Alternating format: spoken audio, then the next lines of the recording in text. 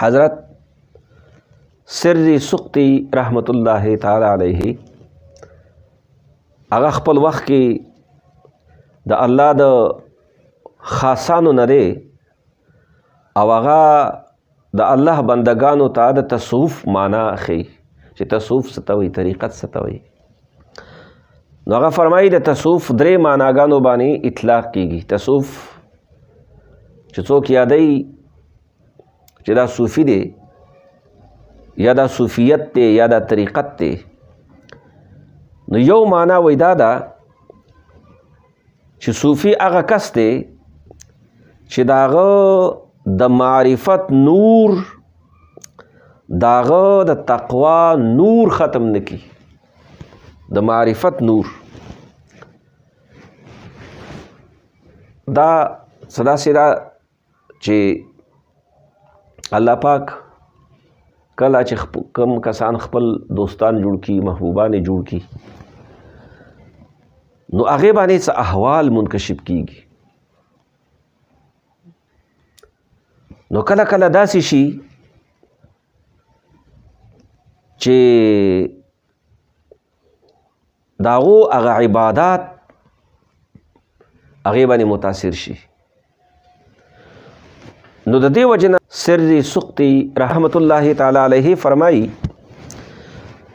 چې د تصوف مطلب دا دی چې دله الله کله خپل نوري معرفت ورکی او دا د الله د نور په معرفت کې غرق شي، نو د ده نه به د تقوا نور نه ختمیږي. د تقوا نور به د دې څه ورسره وي.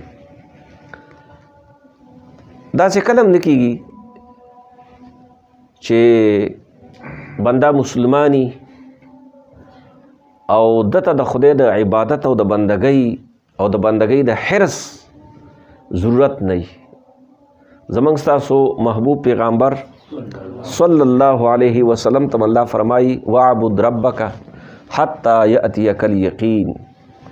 د مرګ پورې د الله عبادت کې پاتې شه، د مرګ پورې د خدای عبادت کوه. او دویم دا دی چې صوفي دې ته وایي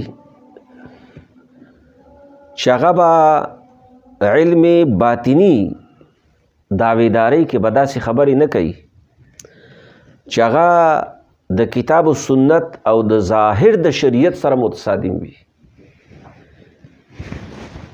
تاسو به دې وخت کې ډېر ځل د خلکو نه اورېدلي هغه و چې دا خو طریقت دی، دا روحانیت دی، دې باندې چې کوم علما د علم ظاهر دي نو هغه پې نه پوهېږي، هغه پې اعتراض کوي. نو سر سقطی رحمت الله تعالی علیه وایي چې تصوف دې ته وایي چې صوفي به داسې خبرې نه کوي، داسې وینا به نه کوي، داسې مکاشفات به نه بیانوي چې هغه د کتاب و سنت او ظاهر د شریعت سره متصادم وي. هغه به د شریعت عین مطابق خبرې کوي. او دریم دا چې د هغې کرامات به د الله چې کوم محارم وي، د الله د محارمو پردې به نشلی.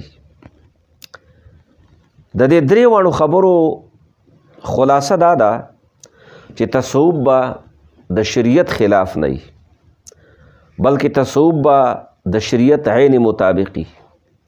نو کم خلک چې د شریعت خلاف خبرې کوي او دعوه د تصوف کوي، دعوه د طریقت کوي، د دې مطلب دا دی چې دا اصلي صوفیان نه دي.